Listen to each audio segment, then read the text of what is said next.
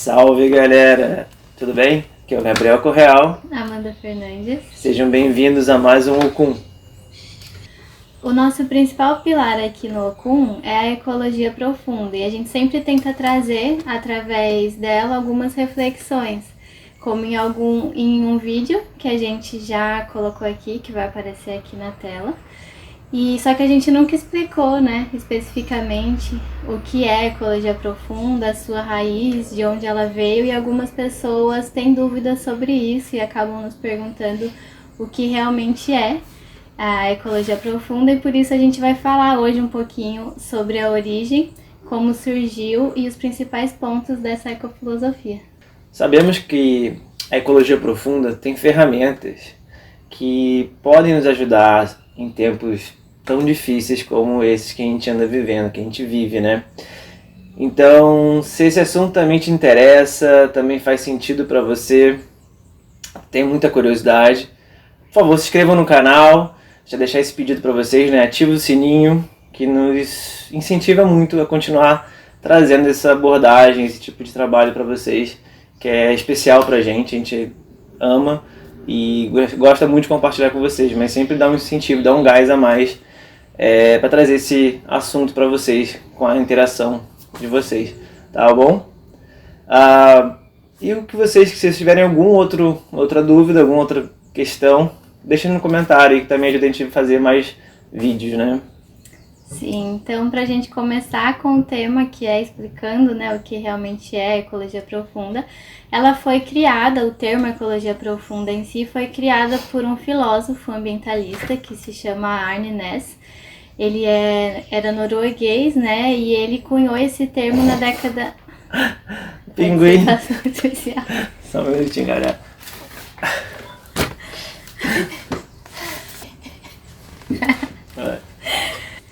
E ele cunhou esse termo na década de 70, em 73. E em um dado momento da vida dele, ele sentiu que ele precisava se afastar um pouco da sociedade, de todas as notícias, e entender um pouco os conflitos internos, que estavam acontecendo com ele. Nem tinha rede social nessa época. Não tinha rede social, nem tanta informação pipocando o tempo inteiro, E aí ele se isola por um tempo nas montanhas, assim, em um lugar lá. E nisso ele tem uma experiência profunda com a natureza, por estar ali sozinho e querendo encontrar respostas, ter uma maior clareza interior. E aí ele sente, a partir dessa experiência de conexão profunda, um senso de pertencimento com o todo muito grande. E a partir disso, ele viu que ele conseguiu pela primeira vez compreender essa sensação através de uma experiência profunda e não através de um processo mental e nem de uma explicação ecológica ou ambientalista que ele estivesse lendo em um texto, mas foi uma experiência que ele se sentiu arrebatado. E ainda mais sobre isso, ele conseguiu entender o valor intrínseco, nessa experiência de cada ser vivo.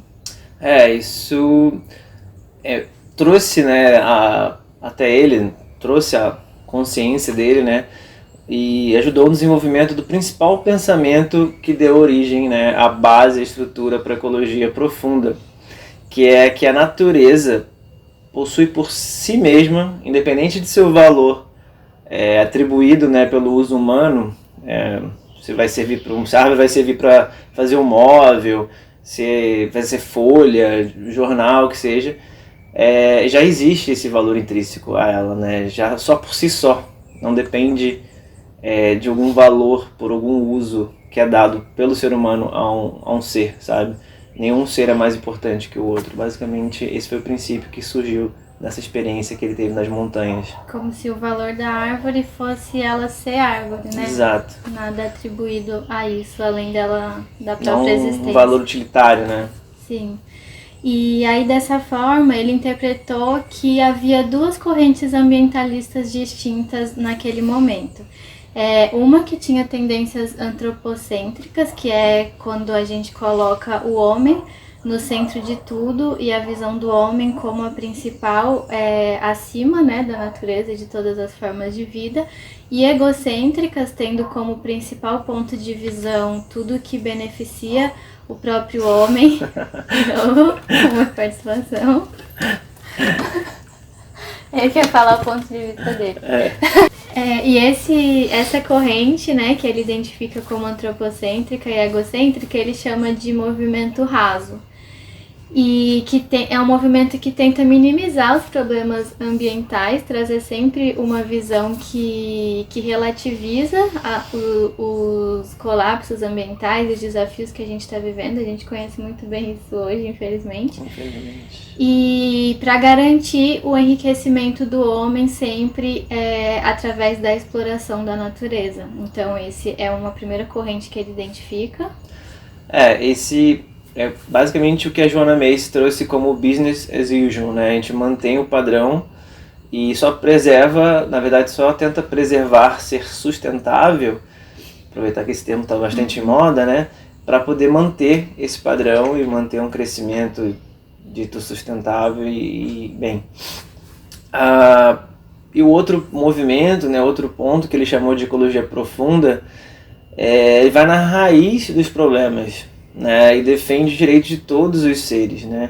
Então além do vamos preservar apenas porque interessa, porque tem uma utilidade para o ser humano, não, vamos defender porque todos têm um direito, né? Todos estão aqui, então todos têm o direito de estar e existir. O que ele entendia, né, como um movimento raso, ele acabou dando o nome de ecologia rasa. Mas daí é importante a gente fazer uma observação, né? Que quando ele fala ecologia rasa, ele quis se referir a esse movimento ambientalista que via a natureza como um produto a ser utilizado pelo homem e atribuía seu valor a ela a partir dessa visão, né? E não a ciência como pesquisa científica em si. Ele não estava se referindo como ecologia rasa à ecologia clássica que estuda os processos ecológicos dentro da ciência, né? E muitas pessoas hoje acabam interpretando esse termo que ele usou como uma crítica profunda à ciência em si e à ecologia clássica em si. E a gente vê nisso um grande problema que a gente vai aprofundar depois num próximo vídeo. Para não intercalar muitos assuntos agora, né? E a gente faz essa observação e traz o cuidado que a gente tem que ter com isso, porque isso pode fortalecer o pensamento negacionista que a gente tanto tem visto e que tanto é perigoso, né, para diversas questões e principalmente pode ser usado como mais um ataque à ciência. Exatamente. Né? Bom, e a partir disso tudo, dessa introdução, depois de alguns anos dele aprofundando nesse pensamento, ele, junto com outro pesquisador, alguns anos depois, ele escreveu sobre 8 princípios, que ele chama de 8 princípios para mudar o mundo, né? A partir dessa visão sobre a ecologia profunda. A gente vai trazer esses 8 pontos, né, esses princípios, pontuando e discutindo um pouquinho, para vocês entenderem um pouco mais a ecologia profunda, né? Esses 8 pontos permeiam e circundam esse princípio básico, né? Que todos os seres têm um valor intrínseco por si só por existirem, né? Então o ponto 1 é basicamente isso, né? A vida humana e não humana tem um valor intrínseco, ou seja, por si só, né? Não é preciso um valor utilitário, um valor econômico, um valor que nós humanos, que a gente dê, né, que demos algum objeto por alguma questão para ele ser considerado importante ou valoroso, né? Sim. O segundo princípio, ele fala sobre a riqueza e a diversidade de todas as formas de vida são valores por si só, né, complementando o princípio 1 e contribuem para o florescimento da vida humana e não humana. E é legal ele usar essa palavra florescimento, porque quando a gente usa isso falando de culturas regenerativas ou até mesmo na ecologia profunda, a gente não fala só sobre sobrevivência, né? É sobre você poder existir na sua forma mais potente. E isso tudo, esses pontos 1 e 2, estão diretamente relacionados com a teoria de Gaia, que hoje é a ciência, né? A ciência de Gaia, do pesquisador James Lovelock, que a gente vai trazer um pouquinho mais no próximo vídeo também. E também é uma ciência, né? Surgiu, a sua base surgiu em percepções de estudos atmosféricos, também nessa década, né? Junto com o surgimento da ecologia profunda. E ponto 3, no princípio 3, terceiro princípio, seres humanos não têm o direito de reduzir essa riqueza e diversidade trazida no ponto 2, né? Exceto para satisfazer suas necessidades vitais. Ou seja, a gente não está aqui para debilitar. Ou seja, a gente só tem esse direito de influenciar ou reduzir a vida se for para satisfazer, para a gente sobreviver, né? Para a gente manter a vida. Ou seja, a vida gerando vida, como ele também trouxe no ponto 2, e também é altamente linkada à teoria de Gaia. E também o que traz é o pensamento das culturas dos povos originários, que eles estão ali para satisfazer suas necessidades e ponto. Não é um acúmulo de produção e gerar mais para ganhar mais e acumular mais, como é o princípio do pensamento capitalista, principalmente neoliberal, que a gente vive nos tempos de hoje, né? É viver com o que a gente precisa para viver. Essa visão de mundo entende que o florescimento da vida não depende da exploração da natureza. Exatamente. Bom, aí o quarto princípio, eu vou falar com as palavras dele, porque é um princípio que a gente tem muito para trazer uns pontos bem... Primeiro contextualizar, né, que ele era um homem branco na década de 70, europeu, né, de um país que tem muitos recursos.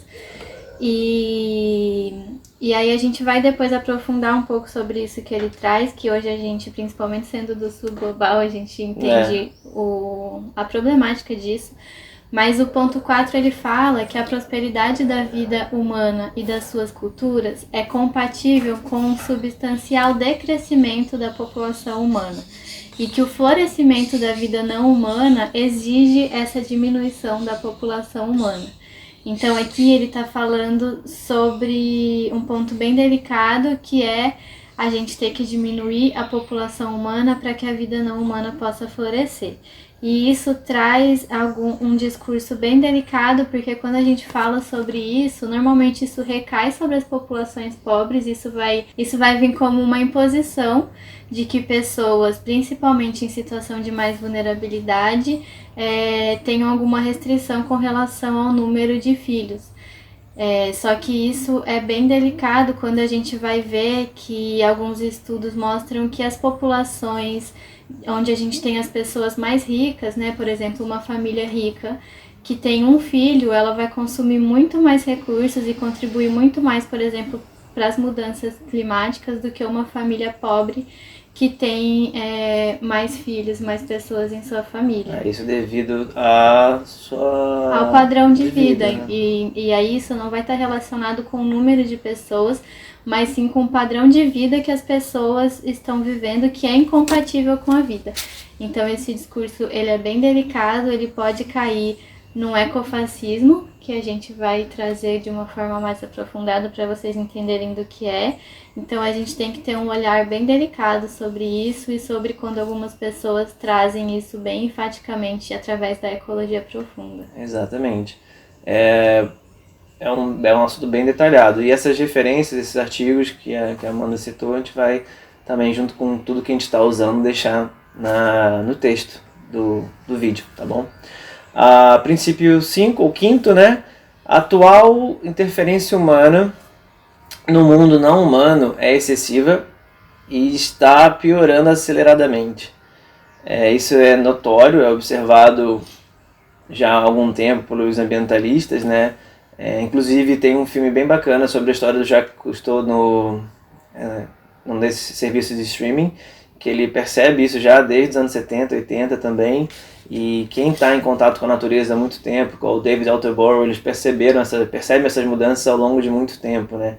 E agora, né, em 2021, saiu o relatório do IPCC sobre mudanças climáticas, que comprova definitivamente, sem nenhum resquício, nenhuma sombra de dúvidas, que a gente sempre tinha aqueles questionamentos, não, o humano não interfere em nada, é natural, mas o IPCC provou que sim, aceleramos em muito ao aquecimento global e estamos contribuindo definitivamente para as mudanças climáticas. Contribuindo não, estamos causando as mudanças climáticas, né? Devido ao uso excessivo de combustíveis fósseis. Bom, então o princípio 6, ele vai falar que em conformidade com os princípios anteriores que a gente trouxe até agora, as políticas precisam ser mudadas. Sim. As mudanças políticas vão afetar as estruturas básicas da economia, da tecnologia e do campo ideológico. Então, tal mudança trará uma situação totalmente diferente da atual, onde será possível, aí sim, uma experiência mais prazerosa de conexão com todas as coisas. E é engraçado porque ele tem esse pensamento no ponto 4, que é problemático, né, que a gente falou que pode vir com o discurso do ecofascismo, mas já no ponto 6 ele traz uma visão muito mais embasada politicamente, né, que é realmente o caminho que a gente acredita que a gente deve seguir, perceber que a gente mudar as estruturas da base de consumo, as estruturas políticas e a forma como a gente se relaciona com o mundo, com todos os seres vivos como todo, é aí que está o principal ponto das mudanças que a gente precisa fazer para florescer a vida humana e não humana, né? É bem interessante porque nesse ponto ele traz que a base para a mudança vem através de políticas, né? E isso é muito importante até nesse momento que nessa semana que está rolando a COP26 em Glasgow e todos, né, os líderes mundiais decidindo metas e pela primeira vez parece que tem quase 100%, né, de apoio à realidade, né, da percepção de que ou a gente se junta ou a gente se extingue, né? Isso até me lembrou um meme, mas deixa pra lá. Vai, que assim, ou a gente se reúne ou a gente se extingue. Extingue o cantor, reúne. Não. E é até por isso que eu fico imaginando a cabeça. Ai, calma aí. Vou ter que botar o meme. Ai, o meme, só. Vai. Ai, que saco, eu nunca consigo parar de rir quando eu começo. Não tem problema. Tá.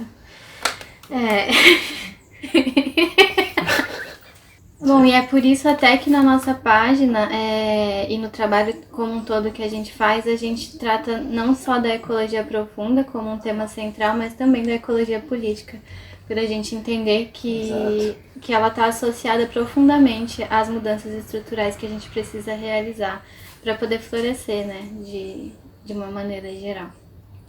Exatamente. Princípio 7, mudanças ideológicas, quer dizer, a mudança ideológica ocorrerá, sobretudo, no apreciar de qualidade de vida, em vez da adesão a padrões de vidas mais elevados. Haverá uma consciência profunda da diferença entre o grande, a quantidade, né, e o importante, a qualidade. De novo, também é o princípio dos povos originários, né, que não é questão de acúmulo, e sim do que você precisa para viver, né? Você precisa para viver é o suficiente, é o que você precisa de fato. Então você não vai acumular, né? É o que... E com relação à qualidade da vida Sim. que você se permite experienciar, né? Essa Claro. experiência com a natureza, com todas as formas de vida, isso é muito mais válido e engrandecedor do que você acumular um monte Sim. de coisa e não ter essa percepção. E que muitas vezes traz sofrimento pra gente. Muitas vezes não, quase sempre, né? Traz muito sofrimento, porque a busca excessiva pela quantidade nos deixa sempre paranoico, né? Aquela velha história, o que você faz de meia-noite a 6 da manhã? Porque você deveria trabalhar mais enquanto os outros dormem. Então isso deixa todo mundo doente e não tem a qualidade de vida que deveríamos ter se a gente prezasse pela qualidade. É um padrão de vida incompatível com a vida. Exatamente. E aí Melhor definição. Como não amar essa menina. E aí, o último princípio, ele vai trazer que aqueles que subscrevem os princípios precedentes, então as pessoas que sentem esses princípios ressoarem e que sentem que isso realmente faz sentido como uma forma de viver, de estar na Terra, essas pessoas têm a obrigação de implementar, de alguma forma, seja direta ou indiretamente, as mudanças que vão trazer esses princípios para a realidade e para o fluir da vida como um todo. É uma mudança que tem que ser feita por todos, apoiada por todos